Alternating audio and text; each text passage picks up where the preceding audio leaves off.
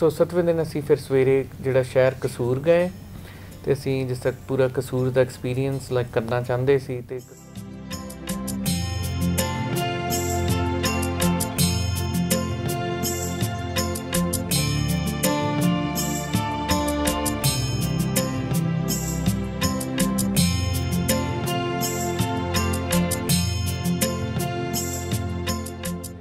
कसूर दियाँ कई चीज़ां मशहूर ने।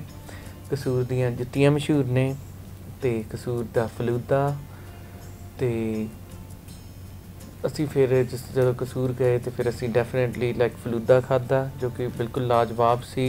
कसूर दा ब्रैकफास्ट किया।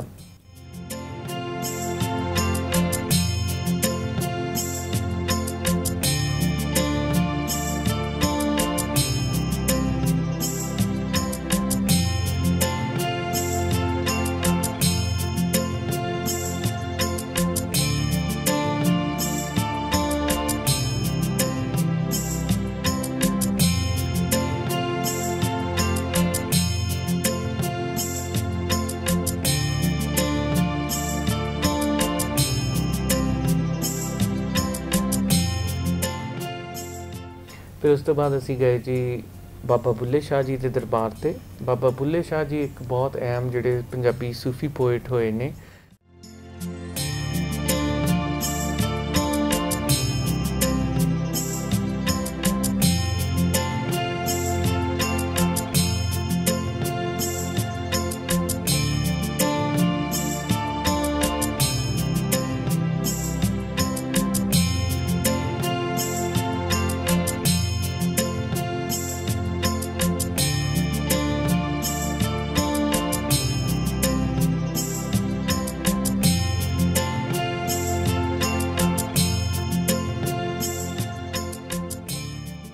तो जे तुसी उन्हां दा कलाम पढ़ो लाइक उहदे विच जिहड़ी सिक्ख्या है लाइक बहुत ही बेहतरीन ते अमेजिंग है। जिस तरह पंजाबी कल्चर जिहड़ा काफ़ी रिच कल्चर है जिहड़ा साडा। ते फिर बाबा जी दे दर्शन करन तो बाद फिर उत्थे कोई जिहड़े ने वो बाबा बुल्ले शाह जी दा कलाम गा रहे सन। फिर उत्थे बैठ के ते बाबा बुल्ले शाह जी दा कलाम वो भी किसी किसी नसीब होंदा है कि बाबा बुल्ले शाह जी के दरबार च जाके उन्हों का कलाम सुनना। तो उस चीज़ का जिहड़ा सुकून है वो जिहड़ा है शब्दों दे विच उन्होंने नहीं दस्सिया जा सकता।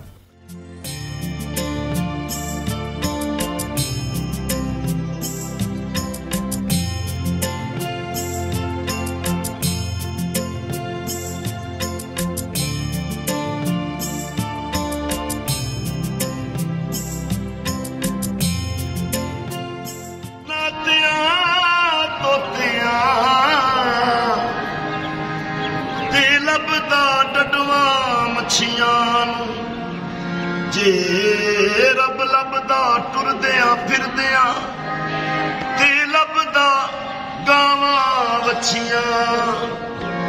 पर बुल्ले शाह रब उन्हां नूं मिलदा अते जिन्हां दियां निजतां अच्छियां। औखे पैंदे लम्मियां ने रावां इश्क दियां। ये दर्द जिगर ते वेख सजावा इश्क दियां। राजा राजा कर दीनी मैं आपे राजा होई। सद्यो नी मैनू तीदो राजा मैनू हीर ना आखियो कोई। औखे पैने लम्मियां ने इश्क दिया। ये दर्द जिगर ते वेख सजावा इश्क दिया। ऐन इश्क दे महकमे मैं वड़िया अगो इश्क ने मेरी रसाई लुट लई।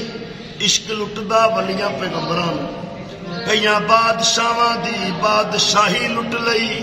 हजे तेरा की लुटिया बुल्ले शाह इस इश्क ने खुदा दी खुदाई लुट लई। औखे पैंडे लमियां ने रावा इश्क दिया। दर्द जिगर ते वेख सजावा इश्क ਤੇ ਫਿਰ ਇਸ ਤੋਂ ਬਾਅਦ ਫਿਰ ਅਗਲਾ ਟਾਈਮ ਸੀ ਮੇਰੇ ਨਾਨੇ ਦਾ ਪਿੰਡ ਵੇਖਣ ਦਾ। ਸੋ ਮੇਰੇ ਨਾਨਾ ਜੀ ਦਾ ਪਿੰਡ ਸੀ ਭੰਬਿਆਂ ਦਾ ਕਿਲ੍ਹਾ।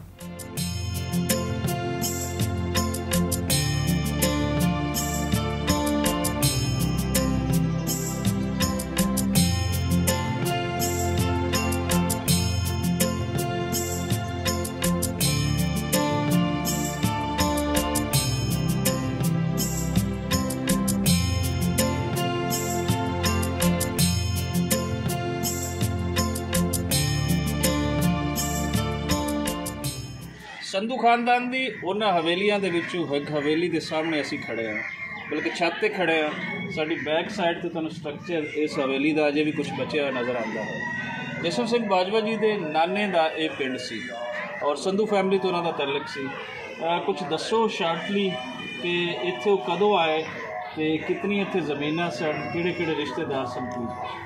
ਹਾਂਜੀ, ਇੱਥੇ ਇਹ ਆਏ ਨੇ ਜਿਹੜਾ ਕਸੂਰ ਡਿਸਟ੍ਰਿਕਟ 'ਚ ਵੱਡਾ ਭੰਬਾ ਪਿੰਡ ਹੈ ਅਤੇ ਉੱਥੋਂ ਕੋਈ ਕਰੀਬ ਆਲਮੋਸਟ ਇਹਨਾਂ ਦੇ ਜਿਹੜੇ ਇੱਕ ਵੱਡੇ ਵਡੇਰੇ ਸੀ ਜਿਹਦਾ ਨਾਮ ਧਰਮ ਸਿੰਘ ਸੀ, ਉਹ ਆਏ ਸਨ ਅਤੇ ਉਹਨਾਂ ਨੇ ਜਿਹੜਾ ਹੈ ਇੱਕ ਕਿਲ੍ਹਾ ਜਿਹੜਾ ਰਾਵੀ ਦਰਿਆ ਜਿਹੜਾ ਇੱਕ ਬਹੁਤ ਨਜ਼ਦੀਕ ਹੋਏਗਾ, ਰਾਵੀ ਦਰਿਆ ਦੇ ਕੰਢੇ ਦੇ ਉੱਤੇ ਉਹਨਾਂ ਨੇ ਕਿਲ੍ਹਾ ਬਣਾਇਆ ਅਤੇ ਕਿਲ੍ਹੇ ਨੂੰ ਕਿਹਾ ਜਾਂਦਾ ਸੀ ਐਕਚੁਅਲੀ ਕਿਲ੍ਹਾ ਧਰਮ ਸਿੰਘ, ਕਿਉਂਕਿ ਓਰੀਜਨਲੀ ਜਿਹੜੇ ਪਿੰਡ ਤੋਂ ਮੂਵ ਹੋਏ ਸੀ ਉਹ ਸੀਗਾ ਪਿੰਡ ਭੰਬਾ ਜੋ ਕਿ ਕਸੂਰ ਡਿਸਟ੍ਰਿਕਟ 'ਚ ਹੈ ਅਤੇ ਇਸ ਕਰਕੇ ਇਹਨਾਂ ਦੀ ਅੱਲ ਪਈ ਸੀਗੀ ਅਤੇ ਭੰਬੇ ਇਹਨਾਂ ਨੂੰ ਕਹਿੰਦੇ ਸੀ ਅਤੇ ਉਸ ਤੋਂ ਜਿਹੜਾ ਪਿੰਡ ਦਾ ਨਾਂ ਭੰਬਿਆਂ ਦਾ ਕਿਲ੍ਹਾ ਵੀ ਤਿਆਰ ਕੀਤਾ ਗਿਆ। ਪਰ ਜਿਹੜਾ ਐਕਚੁਅਲ ਜਿਹੜਾ ਕਿਲ੍ਹੇ ਦੀ ਬਿਲਡਿੰਗ ਦਾ ਨਾਮ ਸੀਗਾ ਉਹ ਕਿਲ੍ਹਾ ਧਰਮ ਸਿੰਘ ਸੀ।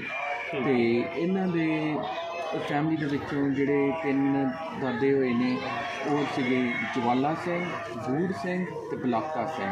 ਇਹ ਤੁਹਾਡੇ ਨਾਨਾ ਜੀ ਦੇ ਜਿਹੜੇ ਅੱਗੇ ਉਹਨਾਂ ਦੇ ਚਾਚੇ ਤਾਏ ਸਨ? ਨਹੀਂ, ਉਹਨਾਂ ਦੇ ਐਨਸੈਸਟਰ ਸਨ। ਠੀਕ ਹੈ। ਫਿਰ ਉਸ ਤੋਂ ਅੱਗੇ ਜਿਹੜੇ ਨੇ ਜਿਹੜੇ ਸੀਗੇ ਮੇਰੇ ਨਾਨਾ ਸੀ ਉਹ ਜਵਾਲਾ ਸਿੰਘ ਵਾਲੇ ਖਾਨਦਾਨ 'ਚੋਂ ਸਨ। ਜਵਾਲਾ ਸਿੰਘ ਦੇ ਪੁੱਤਰ ਸਨ ਪ੍ਰਤਾਪ ਸਿੰਘ ਅਤੇ ਪ੍ਰਤਾਪ ਸਿੰਘ ਦੇ ਪੁੱਤਰ ਸਨ ਨੱਥਾ ਸਿੰਘ ਜੋ ਕਿ ਮੇਰੇ ਨਾਨਾ ਜੀ ਸਨ। ਅਤੇ ਜਦੋਂ ਪਾਰਟੀਸ਼ਨ ਵਾਪਰਦੀ ਹੈ ਉਦੋਂ ਇੱਥੇ ਕਿਤਨੇ ਪਿੰਡਾਂ ਦੇ ਵਿੱਚ ਇਹ ਜਿਹੜੀ ਸੰਧੂ ਫੈਮਿਲੀ ਉਹਦੇ ਮਾਲਕ ਸਨ? ਇਹ 55 ਪਿੰਡਾਂ ਦੇ 55 ਪਿੰਡਾਂ ਦੇ ਮਾਲਕ ਸਨ। ਹਾਂਜੀ। ਇੱਥੋਂ ਫਿਰ ਸਾਰੀ ਫੈਮਿਲੀ ਜਿਹੜੀ ਹੈ ਉਹ ਕਿਵੇਂ ਮੂਵ ਕਰਦੀ ਹੈ ਪਾਰਟੀਸ਼ਨ ਵੇਲੇ? ਇੱਥੋਂ ਜੰਬਰ ਜਾਂਦੀ ਹੈ ਜਾਂ ਕਿ ਇੱਥੇ ਹੀ ਇਸ ਏਰੀਆ ਦੇ ਅੰਦਰ ਹੀ ਸਾਰੇ ਲੋਕ ਇਕੱਠੇ ਹੋਏ? ਨਹੀਂ ਜੀ, ਕਿਉਂਕਿ ਇਹ ਜਿਹੜਾ ਸੀਗਾ ਵੈਸੇ ਜਿਹੜਾ ਸਾਰਾ ਪੂਰਾ ਕਿਲ੍ਹੇ ਵਾਲਾ ਸਟਰਕਚਰ ਸੀ, ਇੱਕ ਮੇਨ ਬਿਲਡਿੰਗ ਜਿਹੜੀ ਕਿਲ੍ਹੇ ਜਿਹੜਾ ਓਰੀਜਨਲ ਪਹਿਲਾ ਕਿਲ੍ਹਾ ਧਰਮ ਸਿੰਘ ਸੀ ਜਿਹੜੀ ਓਰੀਜਨਲ ਬਿਲਡਿੰਗ ਸੀ ਉਹ ਬਿਲਕੁਲ ਰਾਵੀ ਦਰਿਆ ਦੇ ਕੰਢੇ 'ਤੇ ਸੀਗੀ, ਜਿਹੜਾ ਕਿ ਆਲਮੋਸਟ 4-5 ਮੰਜ਼ਿਲ ਦਾ ਕਿਲ੍ਹਾ ਸੀਗਾ। ਅਤੇ ਉਸ ਤੋਂ ਬਾਅਦ ਫਿਰ ਕਾਫੀ ਹਵੇਲੀਆਂ ਆਈ ਥੋੜ੍ਹੀਆਂ, ਫਿਰ ਉਸ ਤੋਂ ਬਾਅਦ ਜਿਸ ਤਰ੍ਹਾਂ ਹਵੇਲੀਆਂ ਬਣੀਆਂ ਲਾਈਕ ਪਿੰਡ 'ਚ। ਅਤੇ ਇਸ ਦਾ ਵੀ ਫਿਰ ਵੱਖਰਾ ਵੀ ਜਿਸ ਤਰ੍ਹਾਂ ਕਿਲ੍ਹੇ ਦਾ ਜਿਹੜਾ ਗੇਟ ਹੈ ਇਸ ਫਿਰ ਵੀ ਕਿਲ੍ਹੇ ਦੇ ਦਾਇਰੇ ਦੇ ਵਿੱਚ ਹੀ ਇਹ ਹਵੇਲੀਆਂ ਜਿਹੜੀਆਂ ਸਨ ਆਉਂਦੀਆਂ ਸਨ, ਕਿਉਂਕਿ ਜਿਸ ਇੱਕ ਮੇਨ ਬਿਲਡਿੰਗ ਹੋ ਜਾਂਦੀ ਹੈ ਨਾ, ਫਿਰ ਜਿਸ ਤਰ੍ਹਾਂ ਕਿਲ੍ਹੇ ਦਾ ਜਿਹੜਾ ਵਿਹੜਾ ਲਾਈਕ ਉਹ ਕਈ ਹਜ਼ਾਰ ਲਾਈਕ ਏਕੜ ਦੇ ਹੋਏਗਾ। ਠੀਕ ਹੈ। ਉੱਥੇ ਫਿਰ ਇਹ ਹਵੇਲੀਆਂ ਇਹ ਸਾਰੇ ਲੋਕ ਜਿਹੜੇ ਸਨ ਇਹ ਠੀਕ ਪਹੁੰਚ ਗਏ ਸਨ? ਕੋਈ ਇੱਥੇ ਕਤਲਾਮ ਉਸ ਦਾ ਹਿੱਸਾ ਤਾਂ ਨਹੀਂ ਬਣ ਪਾਇਆ ਸੀ? ਨਹੀਂ ਜੀ, ਇਹ ਠੀਕ ਪਹੁੰਚ ਚੁੱਕੇ ਸਨ। ਇਹ ਸਟਾਰਟਿੰਗ ਇੱਦਾਂ ਹੋਈ ਕਿ ਜਿਸ ਤਰ੍ਹਾਂ ਆਲੇ ਦੁਆਲੇ ਦੇ ਇੱਕ ਸਿੰਜਾ ਪਿੰਡ ਸੀ ਅਤੇ ਜਿਸ ਤਰ੍ਹਾਂ ਕੋਈ ਛੋਟੇ ਪਿੰਡ 'ਤੇ ਹਮਲਾ ਹੁੰਦਾ ਸੀ ਅਤੇ ਲੋਕੀ ਜਿਸ ਤਰ੍ਹਾਂ ਗੱਡਿਆਂ ਦੇ ਉੱਤੇ ਇਸ ਪਿੰਡ 'ਚ ਆ ਜਾਂਦੇ, ਇਸ ਪਿੰਡ ਦੇ ਵਿੱਚ ਆ ਜਾਂਦੇ ਸੀ, ਸਾਰਿਆਂ ਨੂੰ ਇੱਥੇ ਆ ਕੇ ਅਮਾਨ ਮਿਲ ਗਿਆ। ਹਾਂਜੀ, ਕਿਉਂਕਿ ਇਹਨਾਂ ਦੇ ਤਲੁਕਾਤ ਬੜੇ ਅੱਛੇ ਸਨ, ਜਿੰਨੀਆਂ ਵੀ ਲੋਕਲ ਵੱਡੀਆਂ ਮੁਸਲਿਮ ਫੈਮਲੀਜ਼ ਸੀਗੀਆਂ ਅਤੇ ਉਹਨਾਂ ਨਾਲ ਕਾਫੀ, ਕਿਉਂਕਿ ਜਿਸ ਤਰ੍ਹਾਂ ਜਿਹੜੇ ਜੱਟ ਕਬੀਲੇ ਤੋਂ ਬਿਲੋਂਗ ਕਰਦੇ ਆ, ਜੱਟ ਕਬੀਲੇ ਵਿੱਚ ਸਭ ਮਜ਼ਹਬਾਂ ਦੇ ਲੋਕ ਆ ਜਾਂਦੇ ਨੇ, ਉਹਨਾਂ ਕਾਫੀ ਆਪਸ 'ਚ ਅੱਛੇ ਰਿਲੇਸ਼ਨਸ਼ਿਪ ਹੁੰਦੇ ਨੇ ਅਤੇ ਇਸ ਫੈਮਿਲੀ ਨੂੰ ਕਾਫੀ ਜ਼ਿਆਦਾ ਪਸੰਦ ਕਰਦੇ ਸੀ ਲੋਕ। ਅਤੇ ਉਹ ਕਹਿੰਦੇ ਸੀ ਵੀ ਸਰਦਾਰ ਜੀ ਤੁਸੀਂ ਕਿਤੇ ਨਹੀਂ ਜਾਣਾ, ਅਤੇ ਇਹਨਾਂ ਨੂੰ ਵੀ ਕੁਛ ਨਹੀਂ ਸੀ, ਇਹਨਾਂ ਨੂੰ ਕੁਛ ਫਰਕ ਨਹੀਂ ਸੀ ਪੈਂਦਾ ਵੀ ਕਿਹੜਾ ਮੁਲਕ ਹੈ, ਕਿਉਂਕਿ ਅਸਲੀ ਸੀਗਾ ਵੀ ਇੱਥੇ ਸਾਡੀਆਂ ਜ਼ਮੀਨਾਂ ਨੇ, ਇੱਥੇ ਸਾਡੀਆਂ ਜੜ੍ਹਾਂ ਜਿਹੜੀਆਂ ਜੁੜੀਆਂ ਹੋਈਆਂ ਨੇ, ਸੋ ਜਿਹੜਾ ਮਰਜ਼ੀ ਮੁਲਕ ਬਣ ਜਾਵੇ ਵੀ ਅਸੀਂ ਜਿਹੜਾ ਹੈ ਇੱਥੇ ਹੀ ਰਹਿਣਾ ਹੈ। ਅਤੇ ਉਸ ਤੋਂ ਬਾਅਦ ਫਿਰ ਬੜਾ ਅੱਛਾ ਲੱਗਿਆ ਕਿ ਮੈਂ ਆਪਣੇ ਜਿਹੜੇ ਨਾਨਾ ਜੀ ਦਾ ਕਿਲ੍ਹਾ ਵੇਖਿਆ ਅਤੇ ਫਿਰ ਜਿਸ ਤਰ੍ਹਾਂ ਸਫ਼ਰ ਉਹਨਾਂ ਦਾ ਸੀ, ਫਿਰ ਉਹ ਸਮਾਨ ਵਗੈਰਾ ਛੱਡ ਕੇ ਫਿਰ ਬੱਲੋ ਕੀ ਹੈੱਡ ਤੋਂ ਜਿਸ ਤਰ੍ਹਾਂ ਸਾਰਾ ਹੀ ਕਾਫਲਾ ਫਿਰ ਇੱਕ ਰਾਤ ਸ਼ਾਇਦ ਉਹ ਬੱਲੋ ਕੀ ਹੈੱਡ ਰੁਕਿਆ ਅਤੇ ਫਿਰ ਜਦੋਂ ਕਾਫਲਾ ਇਕੱਠਾ ਹੀ ਤੁਰ ਪਿਆ 10-10 ਦੀ ਬਜਾਏ, ਅਤੇ ਫਿਰ ਜਿਹੜੇ ਹਾਲਾਤ ਥੋੜ੍ਹੇ ਠੀਕ ਹੋ ਗਏ ਅਤੇ ਫਿਰ ਉਹਨਾਂ ਨੂੰ ਇੱਕੋ ਹੀ ਪਿੰਡ ਸੀ ਜਾਂਬਰ, ਉੱਥੇ ਜਾਂਬਰ ਪਿੰਡ ਉਹਨਾਂ ਨੂੰ ਰਾਤ ਪੈ ਗਈ। ਫਿਰ ਉੱਥੇ ਉਹਨਾਂ ਨੇ ਇੱਕ ਰਾਤ ਲਾਈਕ ਕੱਟ ਕੇ ਅਤੇ ਫਿਰ ਹੌਲੀ ਤੁਰਦੇ ਹੋਏ ਕੋਈ ਖਲਰਾ ਖੇਮ ਕਰਨ ਵਾਲਾ ਜਿਹੜਾ ਬਾਰਡਰ ਹੈ ਉਹ ਕ੍ਰਾਸ ਕਰਕੇ ਅਤੇ ਨੌਸ਼ਹਿਰਾ ਪੰਨੂਆਂ ਜਿਹੜਾ ਹੈ ਪਿੰਡ ਉੱਥੇ ਜਿਹੜਾ ਹੈ ਉਹ ਪਹੁੰਚ ਗਏ। ਅਤੇ ਉਹ ਮੇਰੇ ਨਾਨਾ ਹਮੇਸ਼ਾ ਉਡੀਕਦੇ ਰਹੇ ਵੀ ਕਦੋਂ ਜਿਹੜਾ ਸੱਦਾ ਆਊਗਾ ਵੀ ਹੁਣ ਆਪਣੇ ਜਿਹੜੇ ਘਰ ਵਾਪਸ ਆਓ, ਅਤੇ ਪਰ ਉਹ 75 ਸਾਲ ਹੋ ਗਏ ਉਹ ਸੱਦਾ ਨਹੀਂ ਆਇਆ। ਅਤੇ ਇਨਫੈਕਟ ਉਹ ਇੱਕ ਵਾਰੀ ਪਿੰਡ ਵਾਪਸ ਵੀ ਜਾ ਕੇ ਆਏ ਸਨ ਅਤੇ ਜਿਹੜੇ ਉਹਨਾਂ ਦੇ ਲੋਹਾਰ ਸਨ ਅਤੇ ਉਹਨਾਂ ਦਾ ਨਾਮ ਸੀ ਰਾਂਝਾ, ਅਤੇ ਉਹ ਕਹਿੰਦੇ ਨੇ ਵੀ ਮੈਂ ਰਾਂਝੇ ਨੂੰ ਮਿਲ ਕੇ ਵੀ ਆਇਆ ਅਤੇ ਉਹਨਾਂ ਬੜੀ ਰਿਸਪੈਕਟ ਕੀਤੀ ਵੀ ਸਰਦਾਰ ਜੀ ਤੁਸੀਂ ਆ ਗਏ ਜੇ। ਅਤੇ ਉਹਨਾਂ ਨੇ ਇੱਕ ਹਾਥੀ ਦੰਦ ਦੀ ਖੁੰਡੀ ਵੀ ਗਿਫਟ ਕੀਤੀ ਜੋ ਕਿ ਮੇਰੇ ਨਾਨਾ ਕੋਲ ਲਾਈਕ ਤਕਰੀਬਨ ਉਹਨਾਂ ਦੀ ਸਾਰੀ ਲਾਈਫ ਰਹੀ ਅਤੇ ਉਹ ਅਕਸਰ ਯਾਦ ਵੀ ਕਰਦੇ ਸਨ ਵੀ ਜਿਹੜੀ ਲਾਈਕ ਰਾਂਝੇ ਦੀ ਦਿੱਤੀ ਹੋਈ ਖੁੰਡੀ।